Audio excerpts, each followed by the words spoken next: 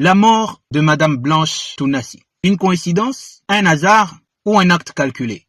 Peuple du monde, et particulièrement peuple congolais, mon peuple, sentez-vous salué. En fait, toute la nuit, je n'ai pas dormi. Je ne faisais que me poser des questions.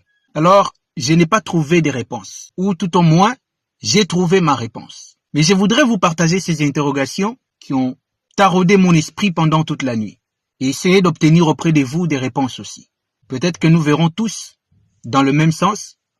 Peut-être aussi que les autres nous apporteront une autre lumière. Déjà que le pasteur parlait de la mort de sa femme avant la mort de sa femme. Comme s'il était sûr, comme s'il était rassuré par quelque chose, que sa femme allait mourir avant lui. Il parlait de la mort de sa femme et de comment lui, il va rester. Comme quelqu'un qui était en train de préparer déjà les esprits des gens à consentir cette réalité. Je ne sais pas si tu as déjà perdu quelqu'un que tu aimes beaucoup. Vous savez, des fois, les gens qui perdent leur femme, je me dis, ils vivent comment? Moi et Blanche, chaque matin, je m'assieds toujours ici et elle toujours ici, à ma gauche. Chaque matin, elle est toujours là. Et tout le temps, j'aime prendre sa tasse. J'aime déranger quand elle mange. Et si elle ne part pas, chaque fois que tu es à la gauche, quand tu dors, sa place n'est pas là. Ses habits. Est-ce une coïncidence, un hasard ou un acte calculé? Il parlait déjà de son remariage et du vivant de sa femme. Il faisait semblant de n'être plus en âge de se réengager dans une démarche de mariage. Pas facile de trouver une autre femme, hein? Surtout si tu épousais une bonne femme. Moi j'imagine ça. Je vais encore na Kangaloupan. Et puis je saute leur pagne là. Et puis on me bloque. Je n'ai pas encore payé les transports d'un jeep. À mon âge. Et pourtant, c'était une farce. Est-ce une coïncidence, un hasard ou un acte calculé? Après la mort de sa femme, il change rapidement le narratif autour de son remariage. Comme s'il préparait déjà les esprits de ses adeptes à s'y attendre. Remarquez quand un homme, sa femme meurt, il se remarie vite. Une année, 2 ans, 3 ans, 4 ans, d'autres même 6 mois, d'autres 3 mois. Nana ebinamte.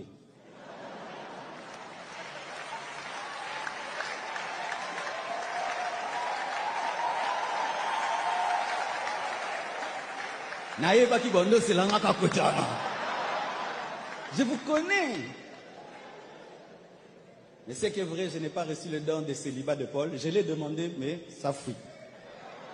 Est-ce une coïncidence, un hasard ou un acte calculé? La veille de la mort de Maman Blanche, il fait un post étrange où il publie un lion couronné, seul face à 4 lionceaux. Pourquoi le lion se trouve être couronné seul? Où est partie la lionne? Parce qu'un lion ne peut pas voir 4 lionceaux s'il n'avait pas une lionne. Où est-ce qu'elle est partie, la lionne?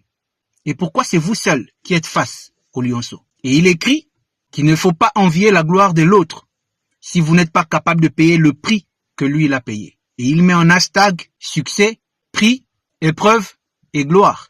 Et tout juste après, la nouvelle a commencé à circuler. Maman Blanche est morte. Pourquoi le post apparaît traduire la vraie réalité du pasteur, tout en sachant que le pasteur est resté avec 4 enfants et maman est partie? Comme s'il était en train de nous dire que la mort de Blanche est le prix que j'ai payé pour mon succès, pour ma gloire, et le remous que ça va faire, et l'épreuve que je m'engage à endurer pour mon succès et pour ma gloire. Coïncidence, hasard ou acte calculé?